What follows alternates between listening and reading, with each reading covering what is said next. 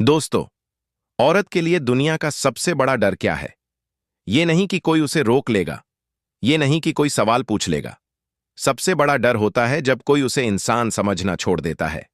क्योंकि जब आदमी की नीयत बिगड़ती है, वो औरत को मां बहन नहीं, बस एक जिस्म, एक खिलौना समझने लगता है। और वहीं से हर जुल्म की शुरुआत होती है। इस कहानी में भी ऐसा ही हुआ। एक अकेली औरत सुबह सुबह दूध लेने निकली।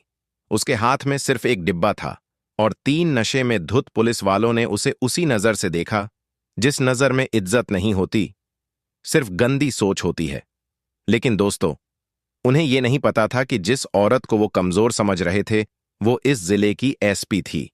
और उस एक सुबह उसने ऐसी आग जलाई जिसने पूरे सिस्टम की नींद उड़ा दी। और अब कहानी शुरू करने से पहले एक बात मैं आप सबसे पूछना चाहता हूं। आप मेरी ये कहानी अभी कहां से सुन रहे हैं? कौन सा शहर, कौन सा गांव, कौन सा कमरा? कमेंट में जरूर बताइए, क्योंकि आपकी वही जगह मेरी आवाज को असली ताकत देती है। सुबह का वक्त था, लेकिन हवा में सुबह वाली ठंडक नहीं, एक अजीब सी खामोशी फैली थी, जैसे पूरे शहर ने खुद को रजाई में लपेटकर सांस रोक ली हो। चिड़ियों की आवाज भी उस दिन पता नहीं क्यों थोड़ी फीकी लग रही थी।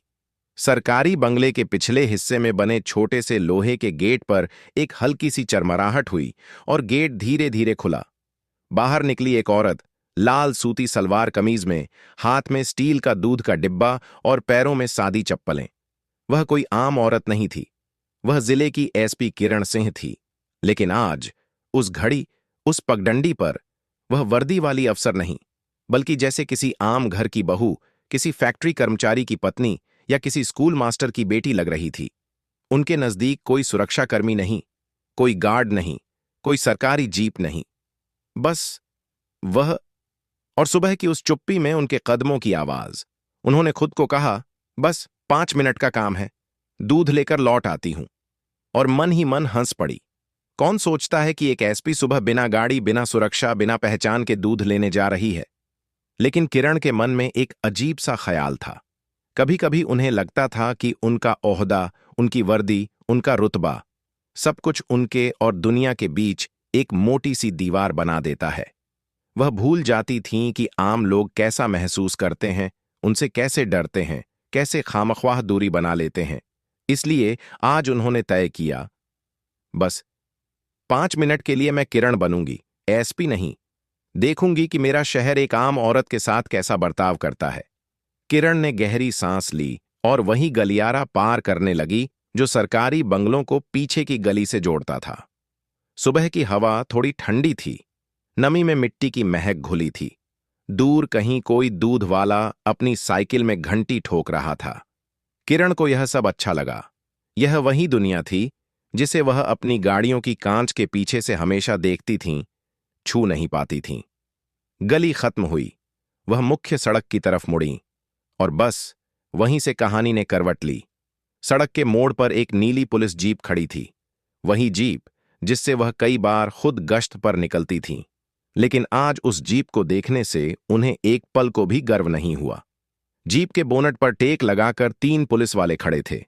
पहला था हवलदार राम बाबू, बड़ा भारी भरकम, पेट आगे निकला हुआ, आंखें लाल, वर्दी के ऊपर के 2 बटन खुले, जैसे अभी अभी दारू के गिलास को मेज पर पटक कर निकला हो। दूसरा था सिपाही दीपक, दुबला पतला, उम्र यही कोई 28, लेकिन अकड़ इतनी कि जैसे एसपी खुद हो, मुंह में चिंगम और सीटी बजाने की गंदी आदत। तीसरा था कांस्टेबल सुरेश, थोड़ा दबा दबा, थोड़ा सहमा सा, वर्दी साफ, लेकिन चेहरा गलत संगत का शिकार। जैसे ही किरण उस रास्ते से गुजरी, राम बाबू ने उन्हें ऐसे देखा जैसे कोई शिकारी झाड़ियों में खरगोश देख ले। अरे मैडम! उसकी आवाज लड़खड़ा रही थी। किरण एक पल को रुक गईं, यह सोचकर कि शायद रास्ता पूछ रहा होगा। कहां जा रही हो इतनी सुबह सुबह? किरण ने उसकी लाल आंखें देखीं। एक झटके में समझ गईं, यह गश्त नहीं, ये शिकार पर निकले हुए 3 नशे में धुत पुलिस वाले हैं। उन्होंने आवाज को सामान्य रखते हुए कहा, दूध लेने जा रही हूं।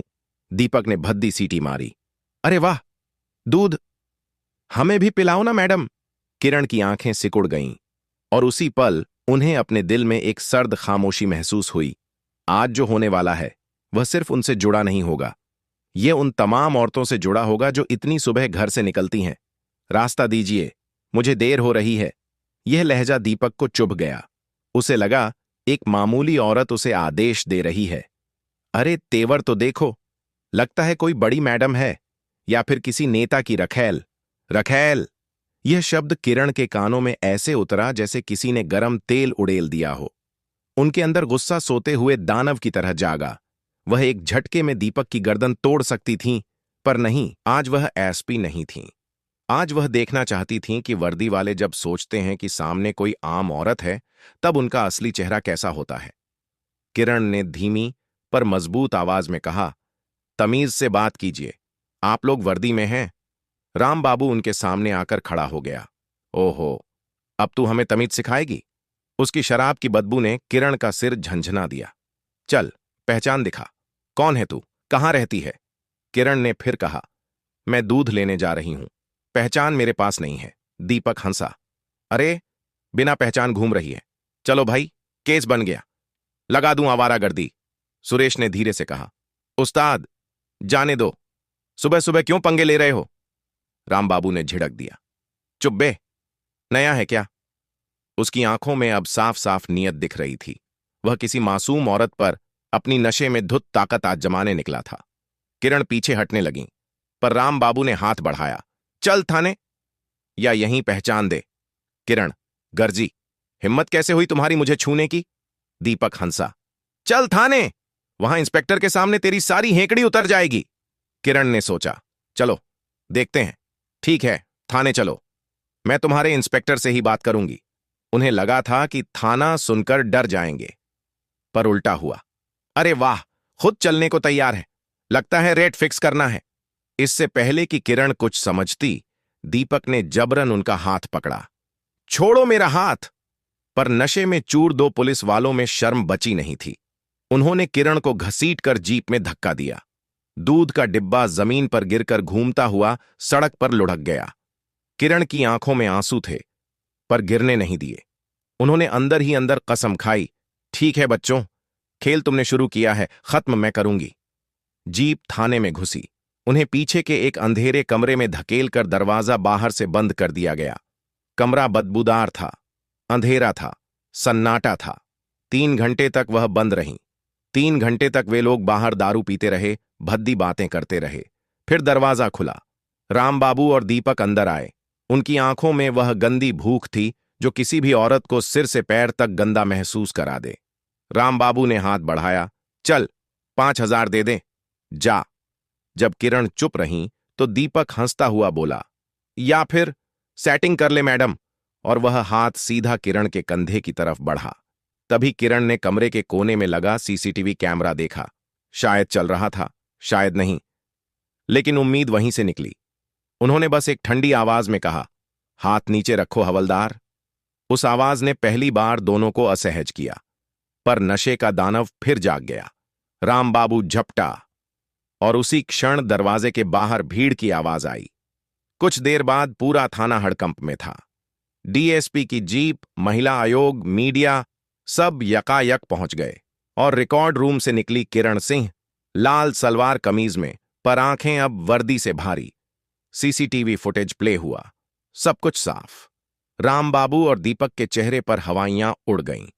वो किरण के पैरों पर गिरकर रो पड़े। मैडम, गलती हो गई, माफ कर दो, हमारे बच्चे हैं। किरण ने माइक उठाया और कहा, आज मैं दूध लेने निकली थी और मुझे यह मिला। ये 3 लोग नहीं, ये वर्दी पर लगे जहर के कीड़े हैं। फिर उन्होंने आदेश दिया, इनके खिलाफ एफआईआर दर्ज करो। 376/511 भी। थाने में चीखें गूंजी। पूरा महकमा शर्म से झुक गया, और अगले दिन सिस्टम उनके खिलाफ हो गया। फुसफुसाहटें, आरोप, दबाव, यहां तक कि डीएम साहब ने भी सलाह दी, बेटा, मगरमच्छ से बैर ठीक नहीं। पर किरण नहीं डरी, और फिर शुरू हुआ अंदरूनी हमला, लीक हुई रेड, झूठी कहानियां, कैरेक्टर पर कीचड़। किरण अकेली पढ़ने लगी। तभी एक रात फोन आया, सुरेश का। मैडम, राम बाबू और दीपक आपकी इज्जत पर हमला करने वाले हैं। कह रहे हैं सबूत बनाएंगे, आप किसी से मिलने जा रही थीं, आप बुरी औरत हैं। फोन कट गया। किरण कुछ देर चुप रहीं, फिर उन्होंने दूध का पिच का डिब्बा देखा और उनकी आंखों में एक नई आग जल उठी। उन्होंने एक ही आदेश दिया, शर्मा, पता करो शहर का सबसे बिकाऊ पत्रकार कौन है और किससे किससे ये दोनों मिल रहे हैं। युद्ध शुरू हो चुका था और इस युद्ध में किरण सिंह अब अकेली नहीं थीं। उनके पास था सच, और सच जब दहाड़ता है तो सिस्टम की सारी दीवारें हिल जाती हैं। रात धीरे धीरे शहर पर उतर रही थी। सरकारी दफ्तरों की खिड़कियों की रोशनी एक एक करके बुझती जा रही थी। बाजार की दुकानों की चहल पहल भी थमने लगी थी। लेकिन एसपी ऑफिस की तीसरी मंजिल पर बने छोटे से कमरे में एक लाइट अभी भी जल रही थी। वही कमरा, वही टेबल और उस पर रखी हुई वही पिचक गई दूध की डिब्बी। किरण सिंह अपनी कुर्सी पर झुकी, दोनों कोहनियां मेज पर टिकाकर आंखें गहरी सोच में डूबी हुई थीं। उनका चेहरा सूखा हुआ था, जैसे पिछले 24 घंटों में जीवन ने उनसे सारी नमी खींच ली हो। उनकी उंगलियां बार बार उसी दूध के डिब्बे को छूतीं, फिर पीछे खींच लेतीं, जैसे वह याद दिला रहा हो कि यह लड़ाई सिर्फ कागजों की नहीं, यह मिट्टी की, सड़कों की, डर की औरतों की और बदतमीज वर्दियों की लड़ाई थी। उनकी आंखें बंद थीं, लेकिन दिमाग खुला हुआ था। हर सोच, हर शक, हर चेहरे की शक्ल, हर मुस्कान, हर झूठ, सब उनके सामने तैर रहे थे। उसी वक्त दरवाजे पर एक धीमी दस्तक हुई। किरण ने आंखें खोलीं। अंदर आ जाओ। दरवाजा खुला। सफेद बालों वाला, झुके कंधों वाला, पुराने जमाने की शाल ओढ़े हुए हवलदार शर्मा अंदर आया। चेहरे पर वही वफादारी जो इस मंद पड़ती दुनिया में अब एक दुर्लभ चीज बन चुकी थी। आपने बुलाया था मैडम? हां शर्मा। किरण की आवाज बेहद थकी हुई थी, लेकिन उसमें तेज था। क्या पता किया? शर्मा ने दरवाजा धीरे से बंद कर दिया। कमरे के अंदर सिर्फ दो लोग थे, एक जवान औरत जिसके अंदर अनगिनत तूफान थे, और एक बूढ़ा हवलदार जिसने उम्र भर पुलिस की गंदगी से खुद को जितना हो सका दूर रखा। मैडम, मैंने पता किया है, उन्होंने हल्की घबराई आवाज में कहा। वो दोनों, राम बाबू और दीपक, पिछले 2 दिनों से शहर के सबसे घटिया रिपोर्टर वर्मा से मिल रहे हैं। किरण शांत रहीं। उनकी आंखों में हल्का सा दर्द उभरा, जो गुस्से के साथ घुलकर और खतरनाक हो जाता है। वर्मा? हां, वही साला, जो चाहे, जिसे चाहे, जैसे चाहे, अखबारों में किसी की भी जिंदगी की धज्जियां उड़ा दे। मैडम, शर्मा ने धीरे कहा, ये दोनों कहते घूम रहे हैं कि वो आपके निजी जीवन की कहानी छापेंगे। कह रहे हैं कि आपको उस सुबह दूध नहीं, किसी आदमी से मिलने जाना था। कमरे में कुछ सेकंड बिल्कुल शांत रहे, इतने शांत कि घड़ी की टिक टिक भी भारी लगने लगी। किरण ने अपनी उंगलियां मेज पर रखीं और धीरे से कहा, अच्छा, यानी अब मेरी इज्जत उनकी लड़ाई का हथियार है? शर्मा ने सिर हिलाया। जी मैडम, लेकिन इससे भी डरावनी बात है। क्या? राम बाबू कह रहा है कि वो 2 गवाह तैयार करेगा। किरण के चेहरे पर एक तिरछी मुस्कान आई। गवाह? मेरे खिलाफ? जी मैडम, 2 आदमी कहेंगे कि उन्होंने आपको किसी गाड़ी से उतरते देखा था, किसी से बहस करते, और आप नशे में थीं। किरण ने हल्का सिर पीछे टिकाया, अंधेरे कमरे की छत को देखा। उनके चेहरे पर एक गहरी लंबी सांस ने हलचल की। शर्मा, किरण ने धीरे से कहा, तुम्हें पता है इस देश में औरत की सबसे बड़ी कमजोरी क्या मानी जाती है?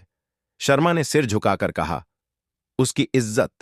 पर किरण ने कहा, गलत, उसकी चुप्पी। इज्जत पर हमला तभी होता है जब औरत चुप रहने को मजबूर होती है, और मैं चुप नहीं हूं।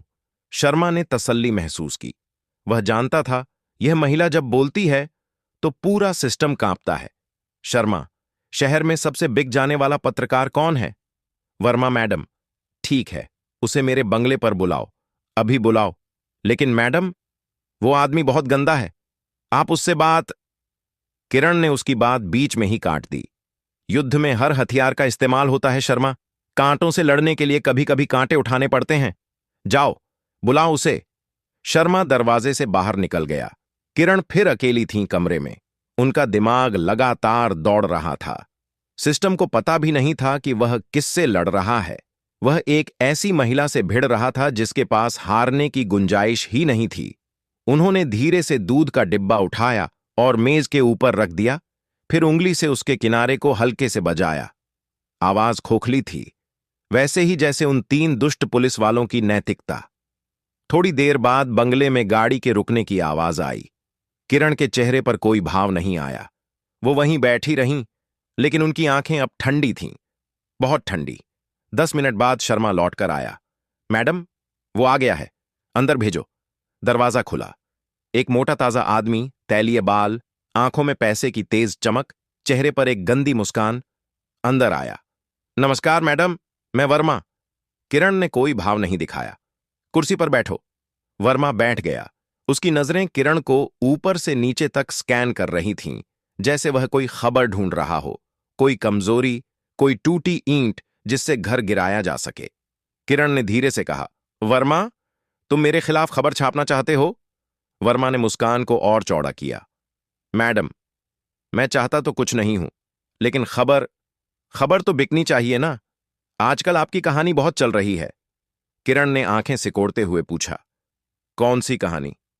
वो, वर्मा ने गला साफ किया, कि आप उस दिन दूध नहीं किसी आदमी से मिलने गई थीं, और वो दोनों पुलिस वाले आपको पकड़कर थाने ले गए, फिर आपने डराकर केस डाल दिया। किरण ने सिर हिलाया। और सबूत? वर्मा हंसा। सबूत कोई भी दे सकता है मैडम। जिस चीज का पैसा मिलता है उसका सबूत भी बन जाता है। किरण मुस्कुराई, एक ठंडी कठोर मुस्कान, शायद वही मुस्कान जो किसी शिकारी के चेहरे पर आखिरी वार से पहले आती है। तो तुम बिकोगे? वर्मा ने बिना शर्म के कहा। बिल्कुल, हर आदमी बिकता है मैडम, बस दाम अलग अलग होते हैं। किरण सिंह ने मेज के नीचे से एक छोटा सा बटन कैमरा निकाला, उसे मेज पर रखा। वर्मा उसकी तरफ देखने लगा। किरण ने शांत आवाज में कहा, यह कैमरा तुम्हारे लिए है। तुम राम बाबू और दीपक से जाओ, उन्हें कहो कि तुम मेरे खिलाफ खबर छापने के लिए तैयार हो।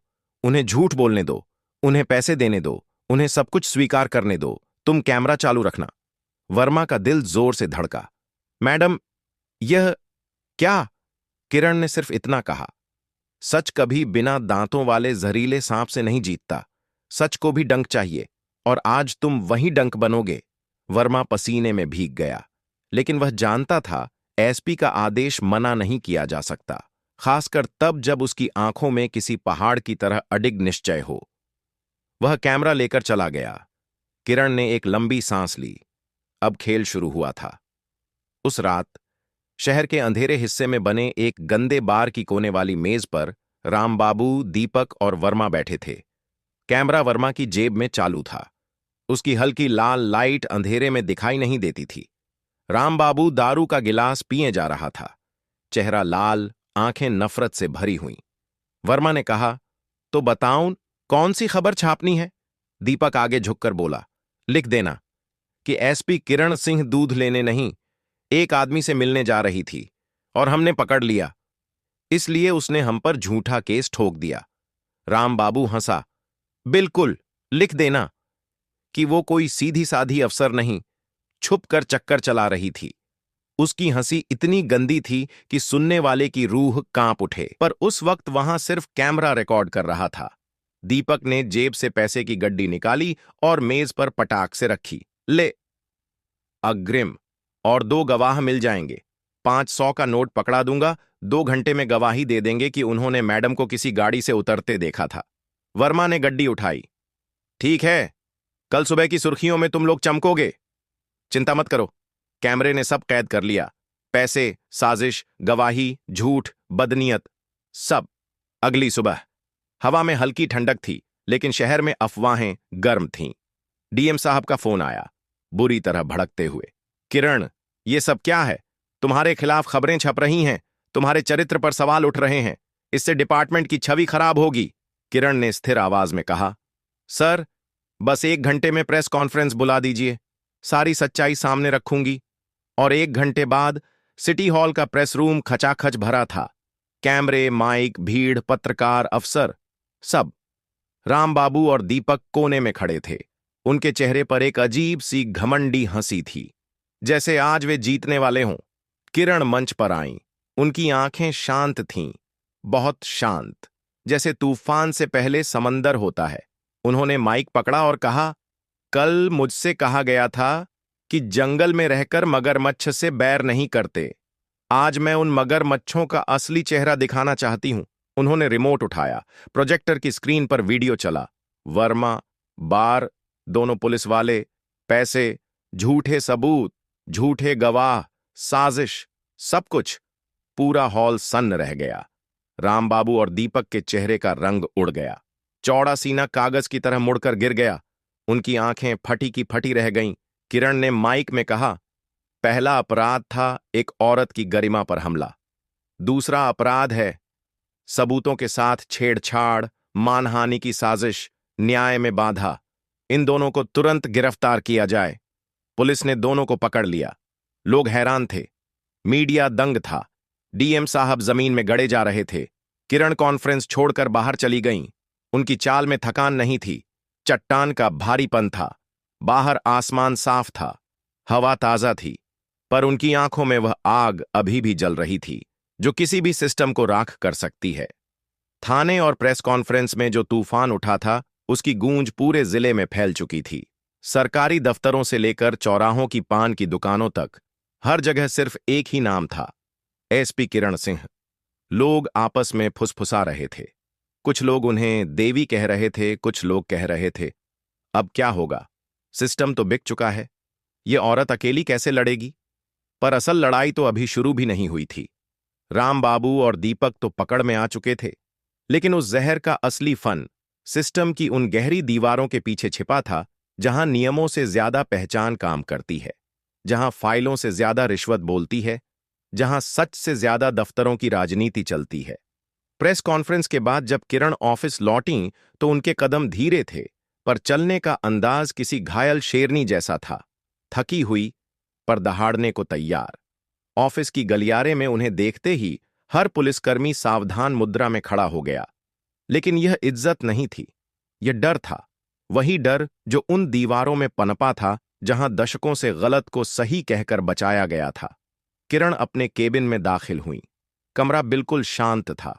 वही मेज, वही कुर्सी और मेज के कोने पर रखा वही पिचका हुआ दूध का डिब्बा, जैसे पूरी दुनिया का बोझ उसी छोटे से डिब्बे में छिपा हो।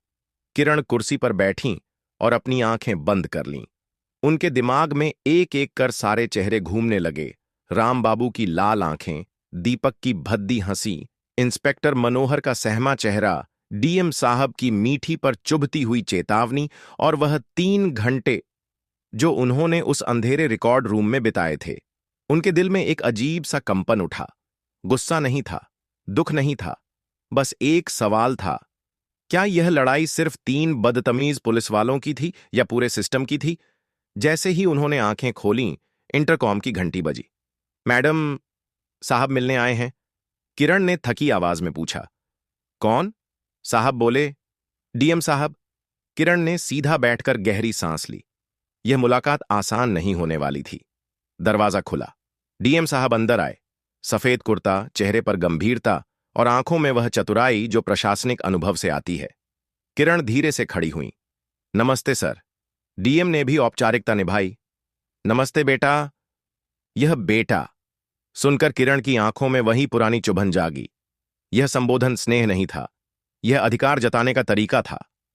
डीएम ने कुर्सी खींचकर बैठते हुए कहा, किरण, जो तुमने किया, बहुत बड़ा काम किया है, लेकिन बहुत बड़ा नुकसान भी कर दिया है।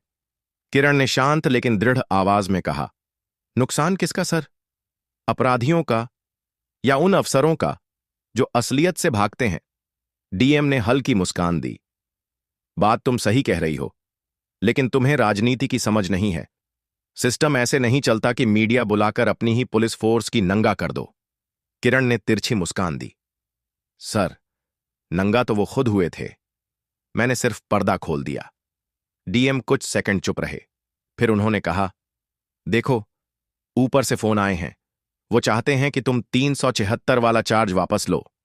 सीधा सीधा बर्खास्तगी और सस्पेंशन तक बात रखो, बाकी भूल जाओ। किरण ने सामने रखे दूध के डिब्बे पर उंगली थपथपाई। सर, अगर कल किसी और औरत के साथ वो लोग वही करते जो मेरे साथ करने वाले थे, तब क्या तब भी आप उन्हें नशे में गलती कहकर बचाते? डीएम के चेहरे पर एक पल को गुस्से की परछाई आई। उन्होंने आवाज थोड़ी ऊंची की, किरण, तुम समझ नहीं रही हो। ऊपर राजनैतिक दबाव है। अगर तुम पीछे नहीं हटी तो तुम्हें भी नुकसान होगा। किरण ने धीरे से कहा, सर, मैं खतरे से डरने वाली नहीं हूं, मैं गलत से डरने वाली हूं, और इस बार गलती मेरी नहीं है।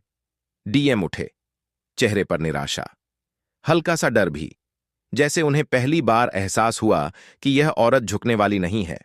ठीक है, जो करना है करो, लेकिन यह लड़ाई आसान नहीं होगी। दरवाजा बंद होते ही कमरे में एक भारी सन्नाटा फैल गया। किरण ने सिर पीछे टेका। उनकी उंगलियां मेज के किनारे पर वहीं टिक गईं जहां दूध का डिब्बा रखा था। सन्नाटे में अचानक उनका मोबाइल बजा। नंबर निजी था। उन्होंने कॉल उठाई। मैडम, आवाज धीमी, घबराई हुई। मैं सुरेश बोल रहा हूं। किरण की सांस रुक गई। हां सुरेश, बोलो। मैडम, मैंने मजिस्ट्रेट के सामने बयान दे दिया है। जो सच था वही बताया है, लेकिन राम बाबू और दीपक के घर वालों ने मुझे धमकी दी है। कह रहे हैं कि मैं गवाही पलट दूं, वरना मेरे घर पर हमला करेंगे। कुछ सेकंड का मौन, बहुत भारी, बहुत गहरा। किरण ने धीमी पर ऐसी आवाज में कहा जिसमें समंदर की तरह स्थिरता थी, सुरेश, डर मत। अब यह लड़ाई सिर्फ मेरी नहीं है। अगर किसी ने तुम्हें धमकाया तो मुझे बताना। और हां, तुम्हारी सुरक्षा अब मैं खुद देखूंगी। फोन कट गया। किरण कुर्सी से उठी, कमरे में धीरे धीरे टहलने लगीं। हर कदम ऐसा था जैसे वह किसी बड़ी रणनीति की जमीन तैयार कर रही हों। तभी बाहर अफरा तफरी मच गई। तेज कदमों की आवाजें, फुसफुसाहटें, किसी के चिल्लाने की आवाज। किरण दरवाजे की तरफ बढ़ी। हवलदार शर्मा भागता हुआ आया। मैडम, बहुत बड़ी खबर है, क्या हुआ? किरण ने पूछा। मैडम, थाने में घुसकर रामबाबू के देवरों ने सुरेश को पीट दिया। वो लोग बोले थे सरकारी गवाह बनेगा, सीधा करेंगे। सुरेश को बहुत चोट आई है। किरण के चेहरे पर गुस्से की एक तीखी रेखा उभरी। उनकी आंखें लाल हो गईं, लेकिन दर्द से नहीं, क्रोध से। उन्होंने आदेश दिया, जीप निकालो, अभी अस्पताल चलते हैं। हवलदार शर्मा उनके पीछे दौड़ा। अस्पताल का गलियारा खून और दवाइयों की मिलीजुली बू से भरा हुआ था। किरण वहां पहुंची तो डॉक्टर बाहर खड़े थे। कैसा है सुरेश? डॉक्टर ने कहा। जान तो बच जाएगी, लेकिन 2 पसलियां टूट गई हैं। चेहरे पर गहरी चोट है। किरण के दिल में कुछ टूटने जैसा महसूस हुआ, लेकिन चेहरा पत्थर का बना रहा। वो वार्ड में गईं। सुरेश बिस्तर पर लेटा था। उसकी आंखें सूजी हुई थीं, होंठ फटे हुए और हर सांस पर दर्द। किरण उसके पास बैठी, धीरे से उसका हाथ थामकर बोलीं, डरो मत, तुमने सच का साथ दिया है, हम तुम्हें अकेला नहीं छोड़ेंगे। सुरेश की आंखों से आंसू बह निकले।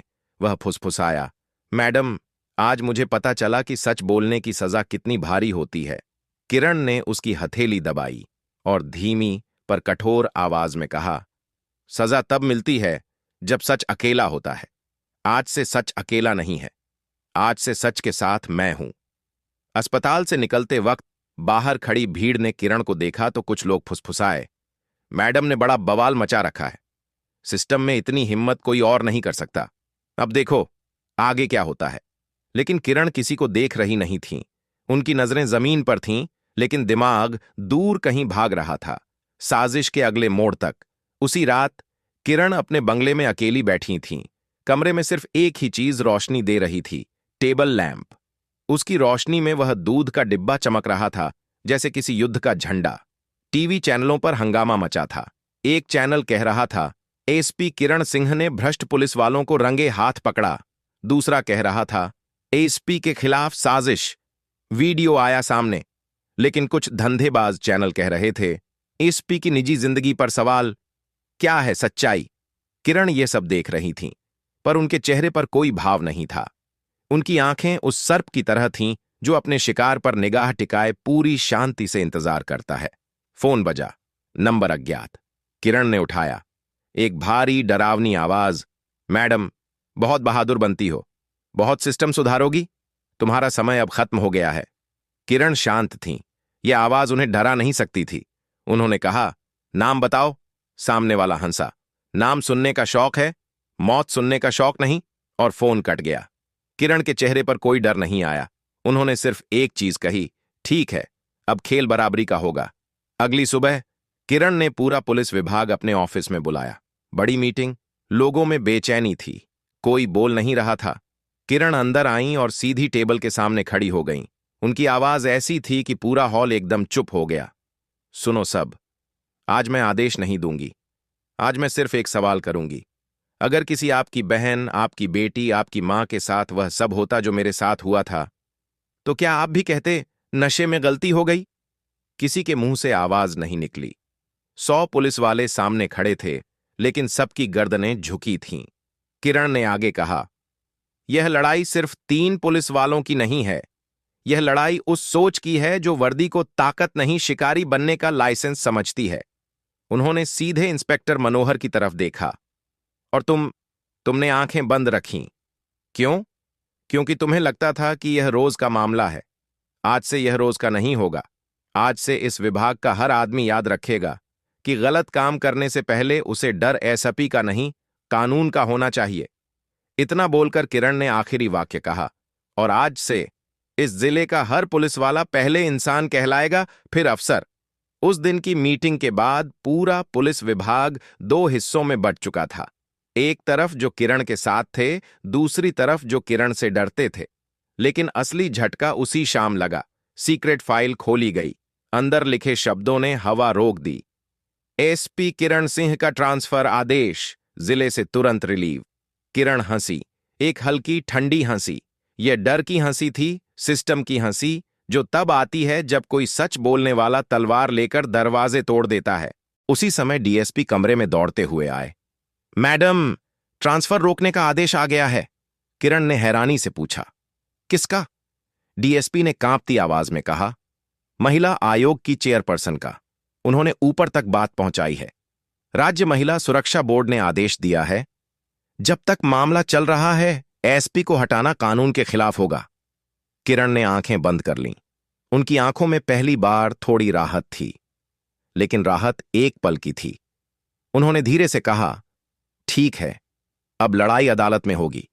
अगले 1 महीने तक पूरा शहर उस मामले में डूबा रहा। हर सुनवाई में किरण अदालत में खड़ी होती। सुरेश गवाही देता, सीसीटीवी फुटेज चलता, वर्मा की रिकॉर्डिंग चलती, रामबाबू और दीपक की साजिश खुलती, और धीरे धीरे सच दीवारों को चीरकर बाहर आता रहा। आखिरकार फैसला आया। हवलदार रामबाबू, सिपाही दीपक और इंस्पेक्टर मनोहर सभी दोषी पाए जाते हैं। कठोर सजा दी जाती है। सुनवाई खत्म हुई। अदालत के बाहर भीड़ लगी थी। लोग पायियां बजा रहे थे। किरण बाहर आईं तो लोगों ने कहा, मैडम, आपने पहली बार महसूस कराया कि कानून जिंदा है। किरण ने बस एक नजर उन लोगों पर डाली, फिर अपनी सरकारी जीप की तरफ बढ़ गईं। उसी रात जब वह अकेली अपने कमरे में बैठीं, तो उन्होंने दूध का डिब्बा उठाया। वह डिब्बा अब पिचका नहीं लग रहा था। वह जैसे किसी जंग का पदक था। उन्होंने उसे धीरे से कहा, धन्यवाद। तूने मुझे सिखाया कि एक आम औरत कितना कुछ सहती है और एसपी कितना कुछ अनदेखा कर देती है। किरण ने डिब्बा मेज पर रखा, फिर अपनी वर्दी उतारी, अलमारी में टांगी और मुस्कुराई। मैं कल फिर निकलूंगी, इस बार दूध लेने नहीं, सिस्टम को ठीक करने। कमरे की रोशनी धीमी हो गई। खिड़की के बाहर हवा चलने लगी। लेकिन उस रात पूरा शहर एक बात समझ गया था। अब इस जिले की सड़कें महसूस करेंगी एक ऐसी महिला की चाल जो डरती नहीं, झुकती नहीं, टूटती नहीं। वह सिर्फ न्याय करती है,